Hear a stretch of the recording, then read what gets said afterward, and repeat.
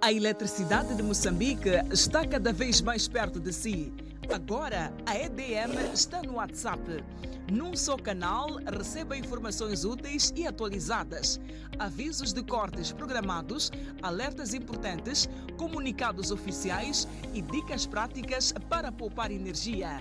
Fique também a par de campanhas, concursos e tudo o que precisa saber em tempo real. É simples, rápido e gratuito.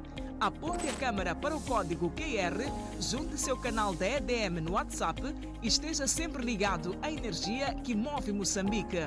EDM, iluminando a transformação de Moçambique.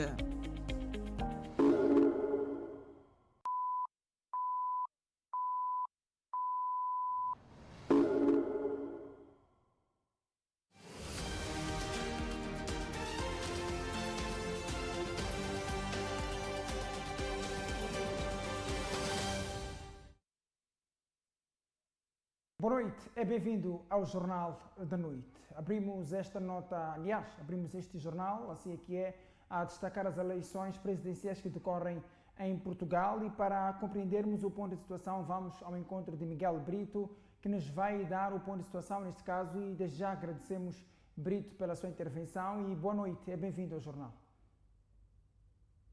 Olá, muito boa noite, uma saudação ao auditório para falarmos hoje sobre a decorrência do ato eleitoral que, conforme já tinha dito, salvo esta questão de natureza climática que assolou o mau tempo que assolou o país nestas últimas 2 semanas, hoje houve uma aberta e no processo eleitoral, apesar de ter já registado alguns adiamentos para o próximo dia 15 de fevereiro, onde não irão decorrer as assembleias de voto, o processo decorre com normalidade, com uma abstenção que é uma abstenção que era expectável e que está a decorrer com normalidade, e a única situação de facto anómala tem que ver com o mau tempo que assolou o país e com a dificuldade das pessoas se deslocarem às assembleias de voto.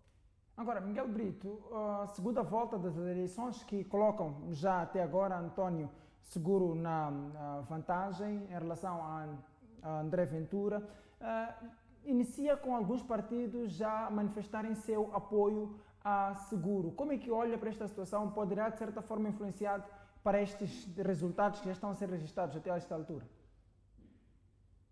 Bem, eu, de facto, porque a confirmar-se a tendência das sondagens, aquilo que é previsível, desta segunda volta irá vencer.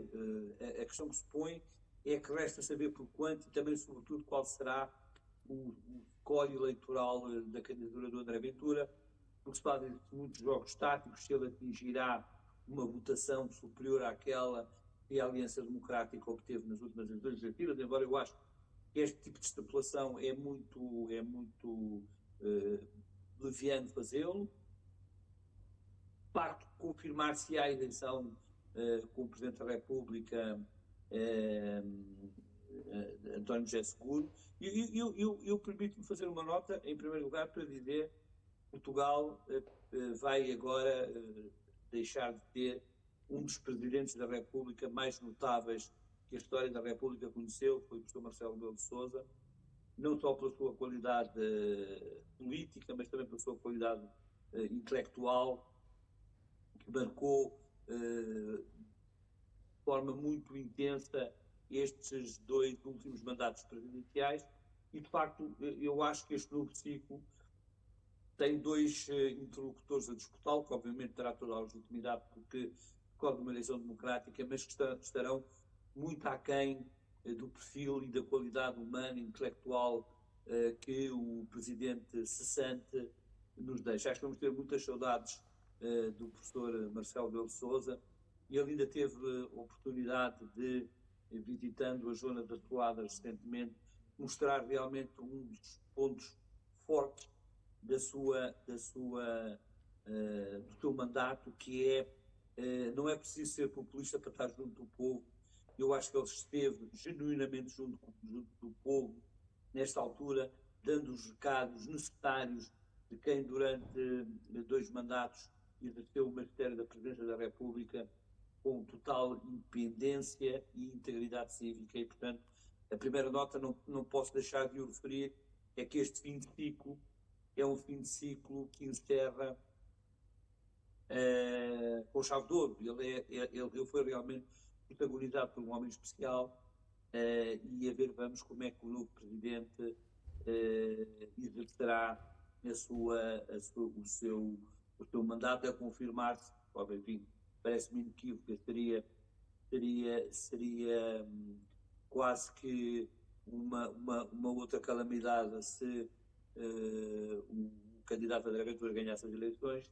Isto sim deixaria atolado o país numa profunda crise, mas julgo que a vontade popular irá confirmar a eleição massiva ao centro, para que o centro político do país saiba também ler e confirmar aquilo que é o sentido de voto do povo português.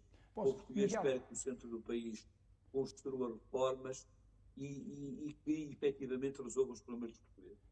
Miguel, está a haver maior adesão à segunda volta por parte dos votantes em relação à primeira? O que terá acontecido para que os eleitores se sentissem mais motivados a irem às urnas desta vez?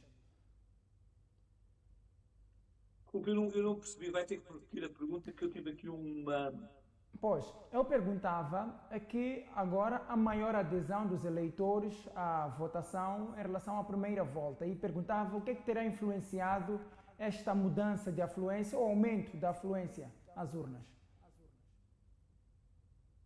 Eu acho que a votação massiva aqui num candidato, eu não sou dos que partilham esta dicotomia, um é o candidato da democracia e o outro é o candidato antissistema, porque na verdade todos nós sabemos, se olharmos com alguma atenção, os movimentos do Chega são para entrar no ato da governabilidade, na porta do poder e na porta do sistema, podendo ali instalar-se, como é que me parece ter dar sinais cada vez mais evidentes que isto será assim.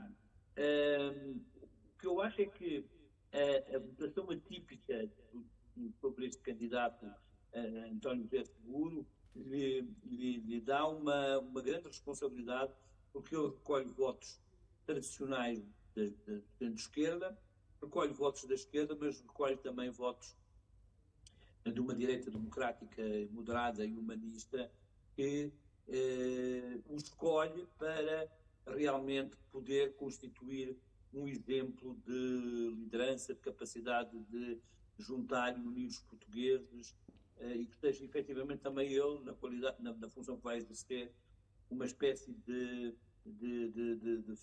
farol do poder político na busca de soluções de problemas para os portugueses, não só do ponto de vista doméstico, mas também no quadro internacional, num mundo que se encontra em profunda turbulência e, portanto, precisa de uma união e que precisa de uma contratualização de consensos. Esperemos que António José Seguro consiga efetivamente dar ao seu magistério este lastro de segurança, que os eleitores que depositam nele esta confiança possam receber em troca. Muito obrigado então, Miguel, por esta rápida intervenção no Jornal da Noite. Esperamos continuar este debate no Ponto Global com João de Jesus. Seguimos então com outras notícias, tendo já feito a atualização das eleições em curso em Portugal. E de volta a Moçambique, Venâncio Mondlane diz não se arrepender pela convocação das manifestações pós-eleitorais de 2024. Pelo contrário, o líder do Anamola diz que voltaria a convocar outras manifestações em caso de necessidade.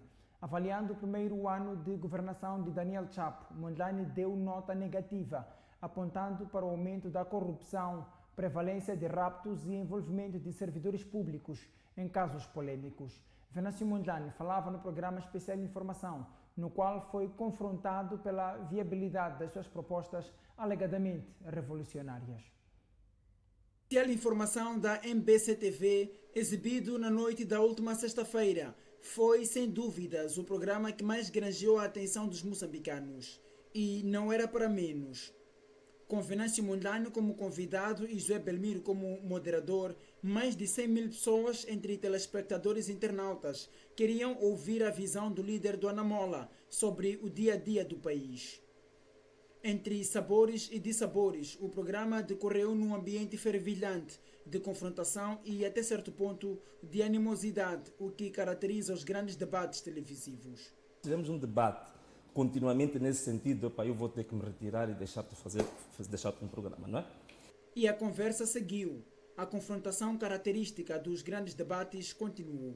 Venâncio foi quem, de facto, convocou as manifestações pós-eleitorais, houve aquele movimento todo. Em algum momento, neste momento, olhando com uma distância de um ano, o Venâncio voltaria a fazer aqueles apelos, não? Tendo em conta o saldo que depois nós tivemos com o país. Olha, eu faria assim, sem sombra de dúvida, não tinha problema nenhum. Eu não me arrependo pelo chamamento. Sim. Porque o chamamento que nós fizemos, repara muito bem, em todos os anúncios que eu fazia, era simplesmente para paralisar a atividade laboral, levantar cartazes, cantar o hino nacional. Ao virar a página, Venâncio Mondlane avaliou o primeiro ano de governação de Daniel Chapo e o resultado foi negativo. Vejamos ponto por ponto. Combate à corrupção. Segundo o Gabinete Central de Combate à Corrupção, logo no primeiro trimestre de 2025, registraram-se 334 novos casos de corrupção, envolvendo funcionários públicos. Este número que se alcançou no primeiro trimestre foi o dobro de casos que houve em todo o ano antecedente. Quando se fala de fazer combate à corrupção sem tréguas e depois fala-se de liderar ou governar pelo exemplo, eu acho que toda a gente esperava, como um presidente jovem, que ele realmente tivesse uma postura fraturante, trouxesse um novo modelo, um novo paradigma de governação. E explicou as razões. Nós tivemos, logo no primeiro ano, alguns membros do governo que estiveram envolvidos em escândalos que tornaram-se públicos. Por exemplo, o ministro da Agricultura, que esteve ligado primeiro ao escândalo ligado ao corte ilegal de madeira. Depois tivemos a questão da Future Technology of Mozambique, 130 milhões de meticais, em que havia também indícios ou suspeitas de que ele fazia parte. O ministro da Saúde também, houve o escândalo de cerca de 2 milhões de dólares de ter favorecido uma empresa que era para fornecimento de medicamentos. E estes dois exemplos continuam no governo e que não houve um posicionamento firme nem dele, nem dos próprios ministros. Segurança Nacional. O que acontece é que, em relação aos raptos e sequestros, até novembro de 2025, tínhamos 10 casos de raptos. E fazemos um paralelo, desde 2011, que se registrou o primeiro rapto até hoje, estamos a somar cerca de 305 raptos em Moçambique. Só esta indústria, daquilo que foi registrado, são cerca de 350 milhões de dólares que foram pagos em resgates. Portanto, não houve avanço quanto a isto. A questão do terrorismo foi o pior ano em termos de deslocados, em termos de assassinatos que houve e, digamos, os tentáculos do terrorismo que passaram também para Niassa e passaram para Nampula. Educação. Educação foi um retrocesso total. Portanto, nós temos problemas na educação, a reestruturação dos currículos, digamos assim, os indicadores de educação continuam dos piores do mundo e da África. Nós continuamos a ter hoje problemas muito sérios com a literacia e a escrita. Reformas fiscais. A nível da reforma fiscal, bom, foi aquilo que aconteceu. Portanto, a alteração do Código do IVA, por exemplo, até acho que uma colega vossa, uma jornalista, fez um artigo muito interessante que mostra que houve uma asfixia em termos de taxação sobre os pequenos contribuintes. O telespectador pode rever o programa Especial Informação nas redes sociais da MBC-TV.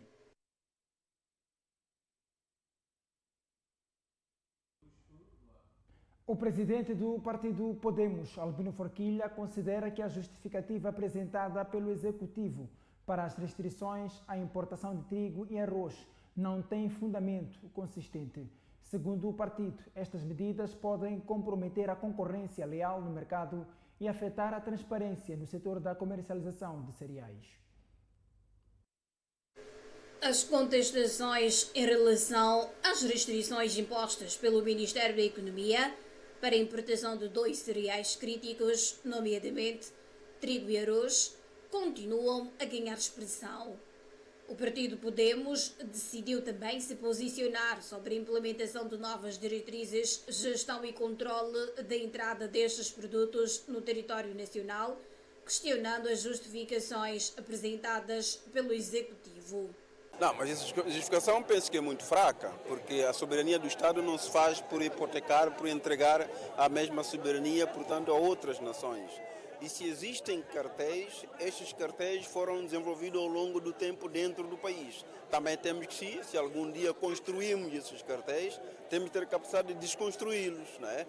Portanto, não seria entregar esta capacidade, porque gera muitos recursos também para a instituição implementadora e esses recursos deviam ser para o país. Segundo avançou recentemente o semanário Canal de Moçambique, o Ministério da Economia, liderado por Basílio Morat, e o secretário de Estado do Comércio, António Grispos, terão contactado a empresa Quindon 35 SA para conduzir a importação de arroz. O presidente do Podemos, Albino Forquilha, levantou críticas a esta decisão, argumentando que ela compromete a concorrência e a dinâmica de mercado. Portanto, eu penso que o que tem que se fazer é trabalhar por forma a que estas capacidades sejam nacionais e não alegar que... Porque isso significaria que o país já está a render, está derrotado pelos cartéis, então derrota, temos que procurar outro país para gerir. Então, não faltará muito e termos que emprestar outro governo para gerir o nosso Estado. Então não pode. Penso que esta justificação é fraca, temos que encontrar outras formas de corrigir isso. Enquanto isso, o Instituto de Cereais de Moçambique realizou na última semana uma sessão de auscultação e socialização com os principais agentes económicos. A iniciativa teve como objetivo apresentar a proposta de regulamentação do novo mecanismo de importação de arroz e trigo, buscando maior participação e transparência no setor.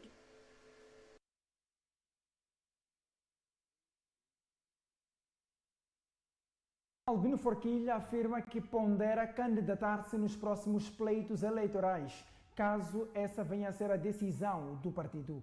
Forquilha refere ainda que o Podemos está na fase final do processo de estruturação a nível nacional e que em breve o partido irá apresentar aos moçambicanos a sua doutrina republicana. Daqui a 3 anos estaremos em ciclos eleitorais. Qual é o nível de preparação do Podemos para enfrentar esses novos ciclos? O Podemos está-se a preparar, muito mesmo. Nós temos clareza da arquitetura preparatória do nosso partido. Definimos logo no início, portanto, do ano passado, que devíamos, de facto, mobilizar, estruturar e formar o nosso partido. Portanto, estamos neste trabalho e já estamos a concluir a estruturação do Podemos em todo o território nacional. Este é o ponto principal. Depois passamos para a formação dos nossos membros, por forma a que não sejam só uma estrutura oca, mas uma estrutura com conteúdo, que carrega conteúdo. Brevemente vamos ter que passar para o conhecimento da sociedade moçambicana e dos nossos membros a doutrina republicana que estamos a conceber, que somos um partido pela República, não muito para desenvolver o Podemos como uma entidade particularizada dentro do país, mas para a República. Estamos aqui, vamos apresentar, portanto, o nosso programa político, portanto, os 10 compromissos do partido. Vamos apresentar também os princípios fundamentais que nós temos, um conjunto de matérias que estão sendo elaboradas, porque depois de termos a estrutura montada ao longo do país, tem que vir o conteúdo, portanto, para que as pessoas entendam a diferença que nós queremos trazer como Podemos. Estamos a trabalhar muito e estive recentemente a visitar algumas províncias, como o caso de Tete, Niassa e Nampula. Portanto, fiquei muito satisfeito pela dinâmica da juventude, dos pais, das mamães, em volta do Podemos, penso que Moçambique apropriou já do Podemos. Sim. Pondera candidatar-se às eleições? Se o partido assim entender, sim. Se as capacidades ainda forem aquelas, vou muito bem. Mas a minha função neste momento é preparar o partido para que tome os voos necessários.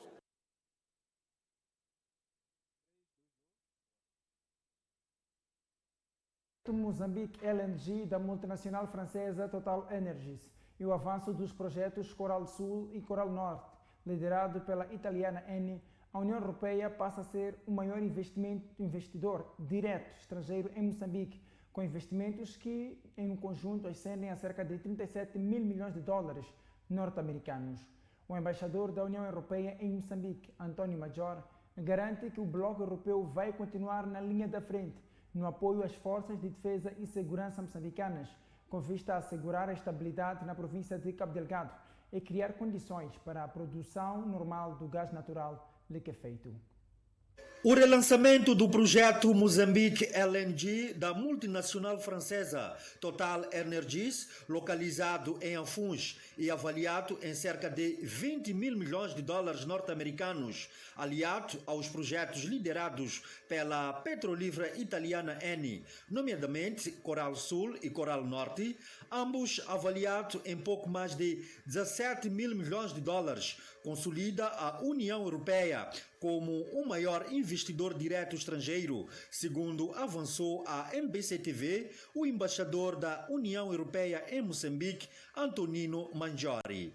Há vários projetos, a Europa é o investidor número 1. Claramente, esses dois projetos, Total Energy e Eni, fazem a diferença. Porque total estamos a falar de 20 bilhões de dólares e a Eni são dois projetos de cada um cerca de 8 milhões de dólares. Então, isso é muito importante. O diplomata afirmou igualmente que a União Europeia está na linha da frente no apoio às forças de defesa e segurança moçambicanas no combate ao terrorismo, como forma de garantir a continuidade da exploração do gás na bacia do Rovuma. E nós, como União Europeia, estamos na primeira linha na questão da segurança, para fortalecer a capacidade do exército de Moçambique de enfrentar esse enorme desafio do terrorismo no norte do país.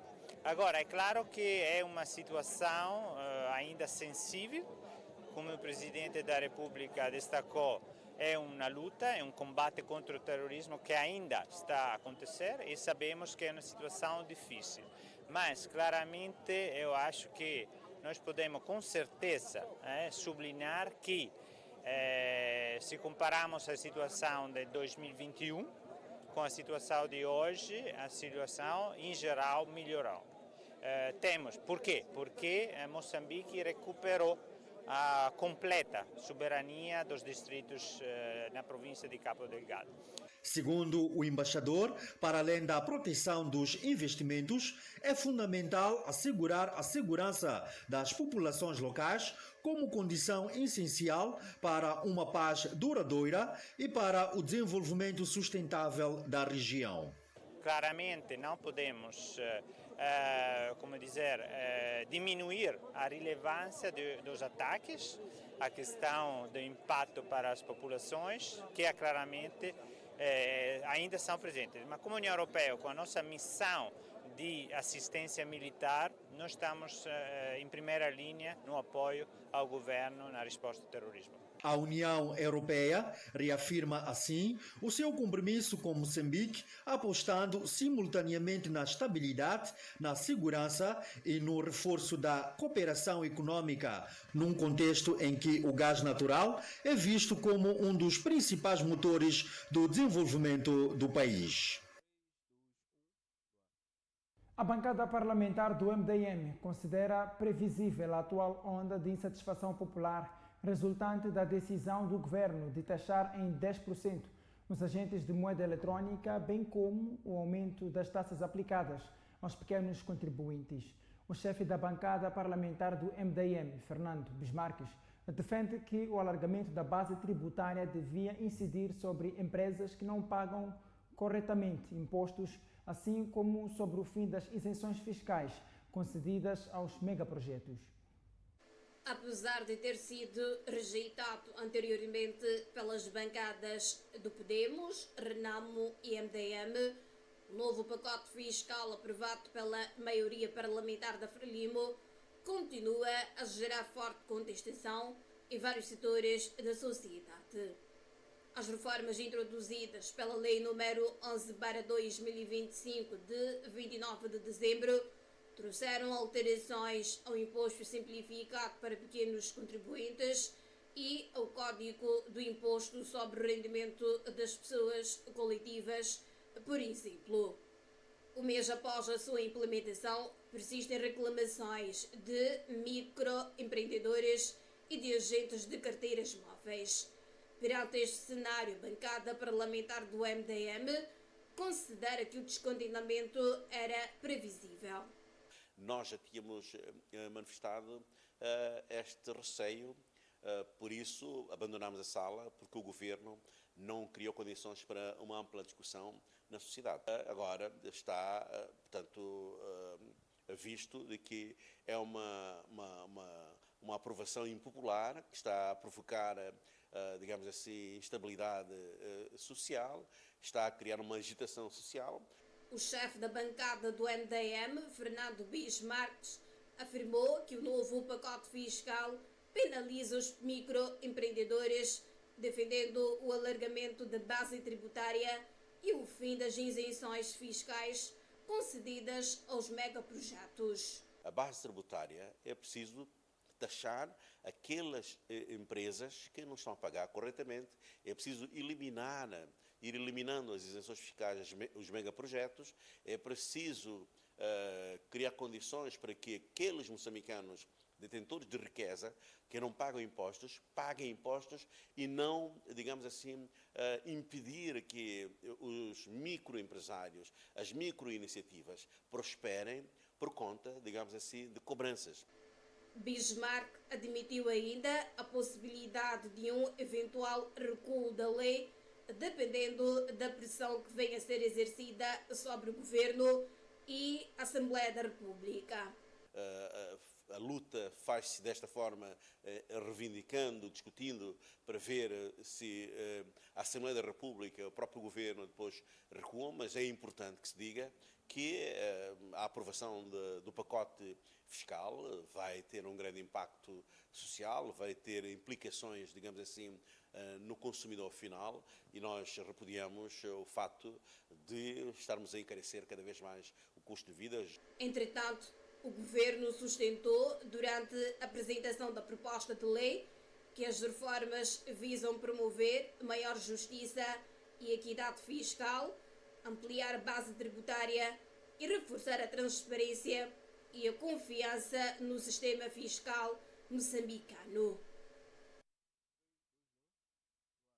Caro telespectador, é com pesar que noticiamos o falecimento de Maria Paula Menezes, investigadora e coordenadora do Centro de Estudos Sociais da Universidade de Coimbra, em Portugal, e também comentadora na MBC-TV, vítima de doença.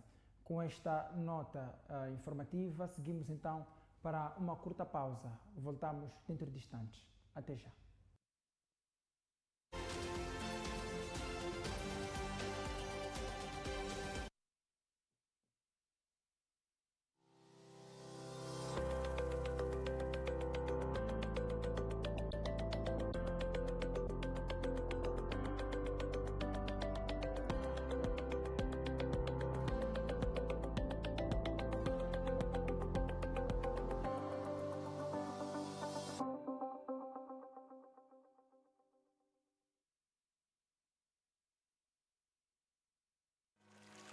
Um elemento essencial para a vida.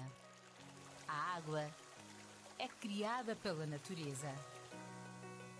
Mas nós garantimos um rigoroso processo de filtragem para mais alta qualidade para você e sua família com tecnologia de ponta.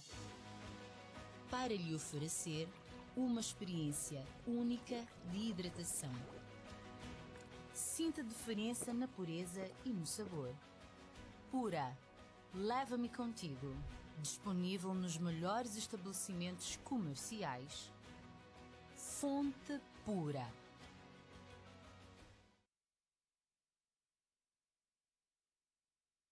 A eletricidade de Moçambique está cada vez mais perto de si.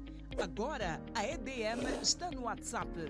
Num só canal, receba informações úteis e atualizadas, avisos de cortes programados, alertas importantes, comunicados oficiais e dicas práticas para poupar energia. Fique também a par de campanhas, concursos e tudo o que precisa saber em tempo real. É simples, rápido e gratuito. Aponte a câmera para o código QR, junte seu canal da EDM no WhatsApp e esteja sempre ligado à energia que move Moçambique.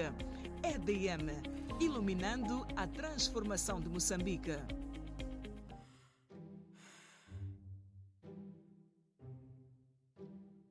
Ser artista profissional exige dedicação e esforço, mas o importante é estarmos sempre juntos.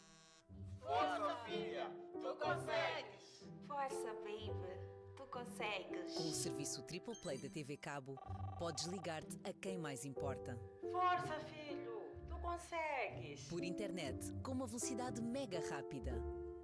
Com os melhores canais de televisão na tua TV, smartphone, tablet ou computador, a qualquer hora. E com chamadas de voz ilimitadas na rede TV Cabo. Tu consegues. TV Cabo. Sempre ligados. Vantagens de investir em bolsa. Facilita a transmissão em caso de herança e sucessões. Facilidade no expatriamento de capitais. Chegou o MyPalma, a única seguradora que oferece um aplicativo para gerenciar a sua apólice. Imita um seguro, altere sua cobertura, participe ao sinistro, peça reboque gratuito e rastreie o seu automóvel, tudo isso a partir do seu celular. Com MyPalma, tenha o seu seguro nas mãos. Baixe o aplicativo na Play Store ou App Store.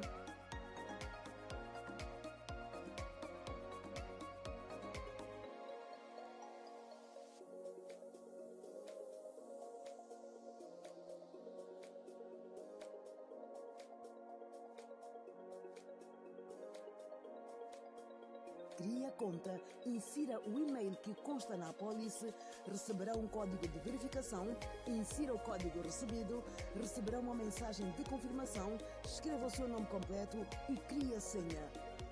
Digite o e-mail e senha e já está. Seguro, você vai mais longe.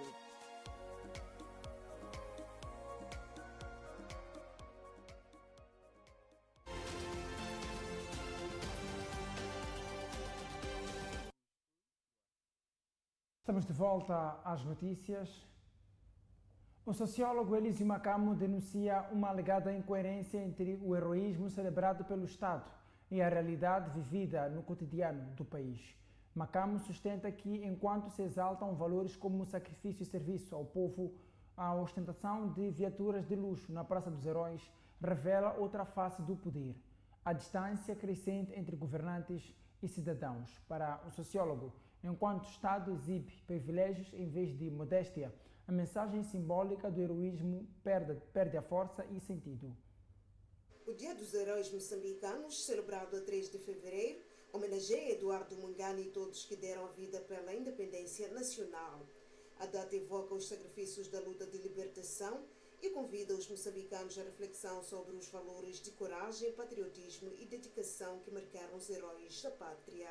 No entanto, no seu espaço de opinião, o sociólogo Elísio Macamo aponta uma contradição. Segundo ele, os heróis deveriam ser uma referência moral permanente, mas a vida cotidiana revela uma distância significativa entre os valores celebrados e a realidade do país. As cerimônias foram solenes, como sempre têm sido, os discursos foram eloquentes, mas um detalhe falou mais alto do que muitas palavras. As viaturas de luxo que transportaram os dignatários para a Praça dos Heróis em Maputo. Ninguém espera que os governantes andem em viaturas da marca Vitz ou Ractis, mas num país que vive em grande medida de ajuda externa e onde milhões de cidadãos lutam diariamente contra a miséria, esse aparato luxuoso choca com o espírito que a celebração do heroísmo deveria inspirar, nomeadamente a modéstia, o serviço público, a identificação com o povo real e aquilo que se dizia nos tempos da Frelimo Gloriosa. O dirigente tem que ser o primeiro em sacrifícios e o último em benefícios. Para Elísio Macam, o atentado contra o jornalista Carlitos Kadengue evidencia a crescente desconfiança dos cidadãos em relação às autoridades que deveriam garantir a sua proteção. O medo deixa de ser apenas individual e passa a ser um sinal de crise institucional, colocando em crise a própria democracia. Um país que celebra heróis da libertação, tanto que invoca coragem e dignidade, não pode conviver com a intimidação de jornalistas, não pode conviver com medo e com a suspeita permanente de que a lei protege os poderosos e não o cidadão comum. A defesa da liberdade e da verdade pública é parte essencial do significado moderno de heroísmo. O sociólogo recorda que Eduardo Mungan, figura que deu origem às celebrações de 3 de fevereiro, demonstrou que ser herói é colocar a causa nacional acima dos interesses pessoais, assumir riscos pelo país e medir o heroísmo pelo compromisso com os outros, e não pelo poder. Mungan soube superar-se. De menino pastor de gado em Majacase, tornou-se professor universitário nos Estados Unidos e líder respeitado. A grande lição da sua trajetória é o valor da oportunidade. O sociólogo e também comentador da MBC-TV alerta que celebrar heróis só faz sentido se essa celebração inspirar a melhoria do presente. Caso contrário, a ostentação e a intimidação traem o espírito do heroísmo e transformam referências morais em meros ornamentos, esvaziando as expectativas sobre o futuro do país. O presidente do MDM, Lutero Simango, alerta que o país herdou erros profundos resultantes de decisões emotivas e sem visão de futuro. Segundo o político, a falta de reconhecimento dos equívocos do passado tem contribuído para a perpetuação de práticas negativas, como a corrupção, que, sublinha, não é fenômeno recente no país. Lutero Simango defende que as políticas públicas precisam de ser corrigidas, uma vez que o atual modelo de governação se encontra esgotado. Ainda assim, acredita num futuro promissor para Moçambique.